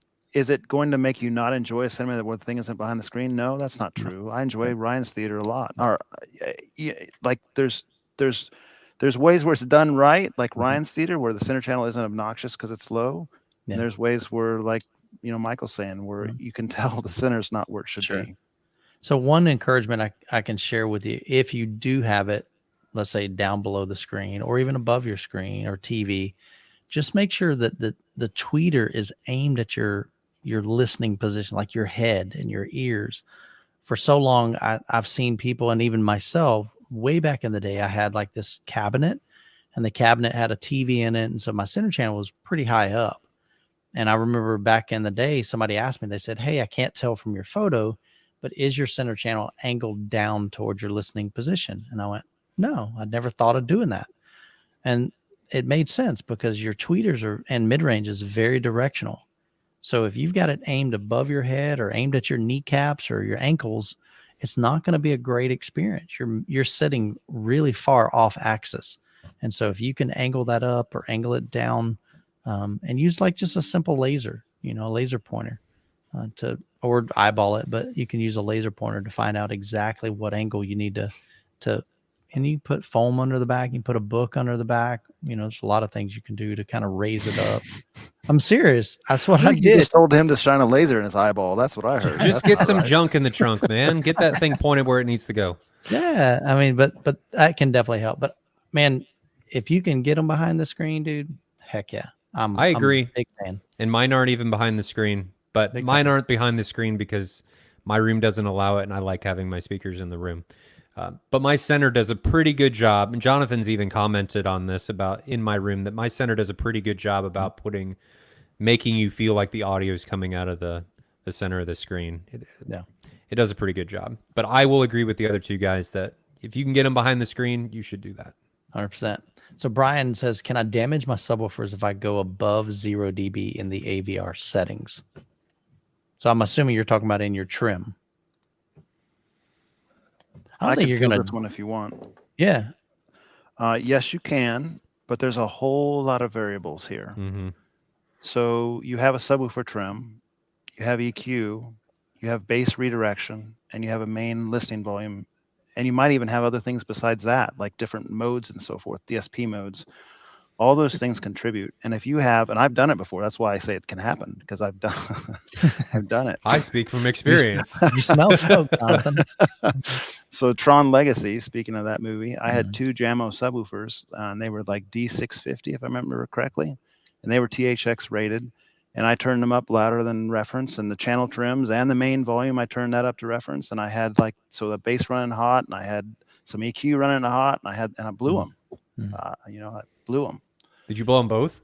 One at a time. Oh. I blew one, and then I blew the next one the next time I watched it. And one of them blew at our actual 2011 subwoofer meet, so it was in front of everybody. It had an audience. Will you blow them? No, not necessarily, right? Because there's a whole lot of variables. How much headroom does your subwoofer have? Are you running a JTR that can hit 130, 140 dB? No, you're not going to blow it at 0 dB then, because that's only asking for 115. So it depends on the quality of the sub and all these different settings, and it's a very complicated question that I could unpack really clearly if we had a lot of time for it, but I don't know if we want to spend a lot of time on that. So ideally, I typically recommend people, I don't like to go above 0 on any of my trims, my preference. But I've got efficient speakers, so my speakers are like literally -12 in the trims. My subwoofers, I think, are about -3. But what are we establishing as the baseline for what 0 is? Well, I'm just thinking the more you get into the pot, all right, so I'm going back to pro audio. Typically, you don't want to you always want to pull down. You don't want to increase. And so if 0 is kind of like the null, or what do they call it? 0 is unity. It's like unity. In the pro audio world, it's where you're not going to have, if it's properly mastered, you're not going to have any clipping. You're not going to have any source. Correct. And as you go above that, you can have your source clip, and that gets square sine waves and blows speaker coils up. Or if you push too high, then you can introduce on the equipment side clipping. But my point with what 0 was is if you're not running any type of room correction, or if room correction did a horrible job and you turn your AVR to 0, that doesn't necessarily mean max volume or reference. That doesn't necessarily mean anything. So I guess his question is, can he put it up to +5 dB in his trims in the AVR? It depends on what his room's calibrated to. Right. And your master volume. So I'm saying that's just not a good idea. I would rather not do that. I'd rather turn up the gain on my subwoofer. I'd rather calibrate. Yeah, but what happens if you have the gain turned up all the way on your subwoofer, and then you need turn a bigger subwoofer? Well, no, if you turn the dB on the AVR up to -5, and you may be in the same position as you would be at 0 with your sub. So that I'm just cautioning people that don't take it as 0 and don't go above that. You need to be very careful and learn and try and think about what your room or what your speakers are actually SPL wise putting into the room and what they're outputting, because 0 really only means reference, or what we take is 85 and then 105 peaks or 115s for subs, if you've calibrated that way. Correct. And if you haven't, it can mean a multitude of different things, and you could get yourself into a bad position depending on what that is. And there's trade-offs too, to make this real short. So let's say you put your subs at +5 as the reference given. If your main volume's at -10, then you still have 5 dB of headroom, and you're not in any trouble of anything. But if you put your main subs at +5 and you put your main volume at +5, now you're 10 B over reference. You're no longer ensuring a clean signal. If you added on that, then you could be in a world of trouble. Yep. So, and all right, so here's the other thing too. Especially if you've just calibrated it, you don't have to turn it up to reference to check it out. Start off low. You'll be able to tell when your subwoofers are going, okay, dude, I've had enough. I'm giving out, I'm running out of gas over here. If you're not risking blowing your subs, you're doing it wrong. Yeah. you gotta blow one at least. The reality is there's real money on the line, whether you got a $200 subwoofer or a $500 or $5,000. Oh, for sure. Nobody wants to blow up a sub. My comment was a joke. Please don't do that. That is bad advice right there. I can tell you that. All right. I hear that once per show already. It seems like that is bad. That's just my nature. Frank says it'd be amazing if you Michael's going to kick me off eventually. It's happening next week. So Frank says would be amazing if you all did a portion of show where you take viewer calls. I think that's a great idea. So So we might be You able guys to ever watched Car Talk on NPR? Yes. Something like that. Click and clack, the tap. Oh, what a Clack. great show. I miss the new episodes. I wish it wasn't all reruns, but they're still hilarious. All right, last two we promise. Electron, and don't star anymore. This will be the last two. I'm Electron not. Ash, I just keep seeing them. They're added, but that's good. These are great questions. So Electron Ash says, is it recommended to put the front tweeters about 2/3 of the way up the screen or about in the middle? So part of that depends on where your middle of your screen is. You know, people have different heights for their screen. I think it's important to also establish how best practice for where your screen should be. Mhm. Right? Because what do you guys think on that? Where do you think your screen should be with your viewing level? Well, let's go to his main question is like where do the tweeters need to be? Ideally, you want your tweeters pretty close to ear level. There, you got it. You know, because the higher you raise your tweeter, the more off axis you're going to be. You know, and typically with most speakers, the further you get off axis, you're going to start losing some information. So ideally, you want them pretty level. Like my tweeters are barely above my listening level, but I've got a big horn on those JTR speakers. So I've got a pretty good tolerance there, but it's not, you know, I'm not off by much. But I think the closer you can get your tweeters, regardless of where your screen is, I mean, think about it. Your tweeters, it's not like, it's very rarely are your tweeters going to be at the very bottom part of your screen. Yeah. Hopefully your speakers are inside. I think that's what I was going at, just to make sure that people understand that. I think ideally you'd want your tweeters to be in the middle of your screen, wouldn't you? Hey, you don't got tweeters at all. You got saran wrap in there. Let's not talk about me, okay? My whole speaker is this tweeter. Let's not. Yeah, that's a different. That's saran wrap. Oh god! Hey guys, want to come over and demo my saran wrap? Yeah, I'm going to start using that in. Awesome. But shouldn't you have your tweeter in the middle? I don't think so. Because here's the thing: if I put my tweeter in the middle of my screen, I'd have to go look exactly. I think it would put my tweeter way too high in my room. Yeah, but if your screen was. But what? It depends. I think on there's how a lot high of variable. I think there's a lot of variables. The ideal situation, Yeah. right? Ideally, like where should it be? Because needs if to be you're, that's but if ideal. you're, Promise you. Yeah, for ideal sound, it's promise tweeter you. at ear height. That's Yeah. correct. But you might. there's but if no your way- tweeter's little at ear allowance height, for then your screen. screen should be lower. Well, Because that's if your okay. screen's too tall, but that's my point, is that you have to, you can't, ideally you want to take these things into consideration with each other. Okay, so Jonathan, do me a favor. Scoot to your left. You want to see the speaker Your here? other left, bro. Like your left. Your physical You left. want to see the speaker here? No, so let's look at Jonathan's height if he were sitting down in that front row of seats. Yeah, it's about a third of the way into the screen. Right. But if you put his speakers up higher in the center of that speaker, he's going to be firing above his head. I think you're missing my point. My point is that if you put your screen up too high, it's going to screw everything up because you can't get the speaker at the proper level. Correct. And if you put the speaker, if the screen is too tall, right, and your speaker is only like, I don't know, at ear level, but you have like 10 feet of speaker above it or of screen above it, now your sound is coming out just the bottom of the speakers or the screen. So my point is that was probably a horrible example, but my point is that a properly positioned screen and a properly sized screen, I think, is going to provide the ability for you to put the speakers in the proper position so that they're at ear level, is my point. So I guess not always. So I'm thinking of, all right, again, I'm looking at my screen, 150-inch diagonal. I have my screen up a little bit higher for two reasons. Number one, I've got a rear row that needs to be able to see over the front people. So the screen needs to be up a little bit. If I had it as low as yours, I wouldn't be able to see that screen. I know, but you're taking this into consideration with only yours. I'm saying, is it a generality of these two things should kind of coexist with one another? I still think number one, your tweeter, what does a tweeter do? Your tweeter is for these right here, has nothing to do with visuals. You can always angle your speakers though. You can, but now you're having to shoot through a perforated screen at an angle, or it's probably not it's not ideal. Play the bad advice track right now. Yeah. Push the button.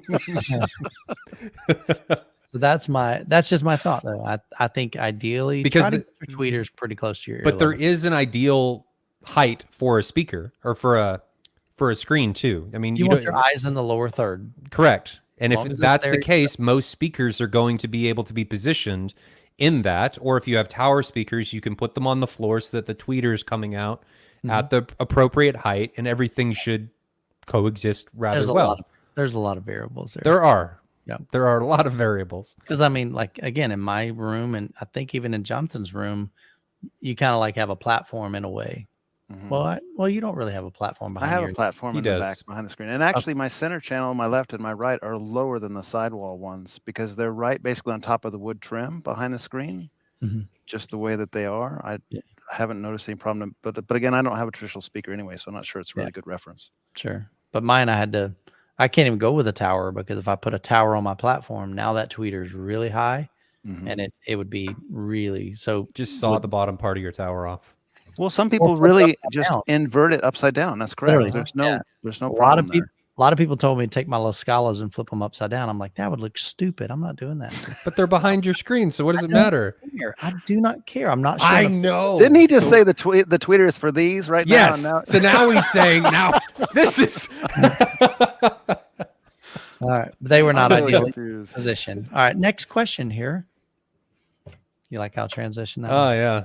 Cheesy. Last question here, and we'll wrap this up, guys. Appreciate y'all hanging out with us, man. We still got 137 people hanging out with us. I hope you guys have been enjoying this. Hope you found value in it. If you did, throw a like, share, comment, subscribe, all that fun stuff. So Cheesy says, have any of you happened to hear anything on when the Anthem Avium 70 8K is going to be in stock? I haven't heard that. I thought it was supposed to ship in August. Everybody's struggling right now with like literally everything. I mean, we're talking projectors, screens, subwoofers, amplifiers. They're all in a world of hurt. And I think they're all kind of on different, depends on why they're still waiting on inventory. You know, if it's chipsets, like in this case, probably. Who knows? Ryan, have you had, I mean, you're a dealer for a lot of brands. Oh, they're all in the same boat, just like you said. It's impossible to really get anything. It's getting better, but it's still not great. So, and I would imagine, you know, Ryan, let's say Ryan might be able to get 2 of them. Some other dude might be able to get 1 or 5 or so.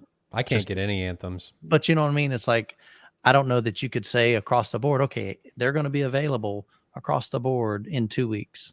So you just got to keep asking your local They're available to the people that ordered them 5 months ago. My suggestion to everybody is if you feel like you want something, place an order with somebody, get them to place an order, get your place in line, and go from there. Because the longer people play this game of, well, nothing's in stock, you're never going to get one because other people are placing orders and putting their name on things with dealers that are doing that, and you can't get anything if you don't play that game. So my suggestion is if you want something, put your name in line. Yes, it can mean that you're paying for something that you won't get for months, but it's the only way that you're able to get things right now. Yeah. So a lot of people are saying the chip crisis. I mean, it's a real deal, man. And everybody's fighting over the same parts. $1,500 77-inch with Ryan last week's in his video, and I didn't get that yet either. Shut up. Somebody did say, was it 314 in Discord said that they saw a 77 for $1,500. It was an A1. But no, I don't sell 77s at $1,500. Well, then give me my $1,500 back. What $1,500? You didn't give me $1,500. I'm just teasing. Oh, you're giving people the wrong impression. Oh, that's funny. Yeah, to answer Don's question, yes, mine's probably about, I don't know the exact measurements, but it's about 3 feet off the ground. So my platform. So, or if your speakers are in your room, you don't have to have a platform. True. Well, but cool, what do man. I know with my saran wrap? Yeah, saran wrap doesn't do so good. They don't sound very good. No, they don't. They sound kind of plasticky. They do. So we hopefully we actually have a meeting coming up this week. We're going to be talking about M-Wave. So if you're not familiar with M-Wave, Ryan and I put together an event just this past year in July, and the dates unofficial dates right now, we're looking at July 22nd through the 24th of 2023. Still looking at different locations. That's part of what we're going to be discussing during our meeting. But you can find all the information, latest, greatest, MidwestAVExperience.com. Sign up for the newsletter. As soon as we have information on exact location, everything, that'll go out. And then we'll have online ordering for the tickets and everything. We'll give you some updated information. But, well, guys, as always, y'all are just a tremendous blessing, man. Y'all have a wealth of knowledge. Appreciate hanging out with you. I love just having fun and laughing. But I love answering you guys' questions in the chat. And so hopefully you found value in this. And I'll probably take some of these clips and chop them up and upload those as well for those that are watching on the replay. So if there's a certain specific, topic, you can kind of find that a little bit easier. So, well, guys, I hope y'all have an incredible week. Anything else before we wrap up? I think we need to do the caller thing next week. Okay, we got to figure it out. So if anybody has any questions and they want to be a caller and come on and ask anything. Well, first thing you got to figure out how physically to get that into your system, because I don't have a little Stream Deck kind of whatever. What do you mean? Just give them an invite. Can't we do it that way? No, they're talking about physical, like calling on the phone, talking live. We do it on the Daily Hi-Fi. Okay, we can do it on Discord. We'll force people to do it through Discord. Okay. Well, I can bring Discord in. That's not a problem. I can do that. But my point is that if you guys have a question and want to participate in that, think about a good question that you'd want to ask that is pertinent to, like, an actual question that you have. Don't just think about a question that you, out of nowhere. I want to try and make this stuff pertinent. But make sure you have Discord, and then we can we'll try that next week. I think that's an awesome idea. The more we can do audience engagement, the better. I'm down. I think, in my opinion. Well, and cool, we'll just make guys. Jonathan field everything. He's the expert. Whatever. All right, guys. Well, I hope y'all have an incredible week. We'll catch you next Sunday, 8 p.m. Eastern Standard Time.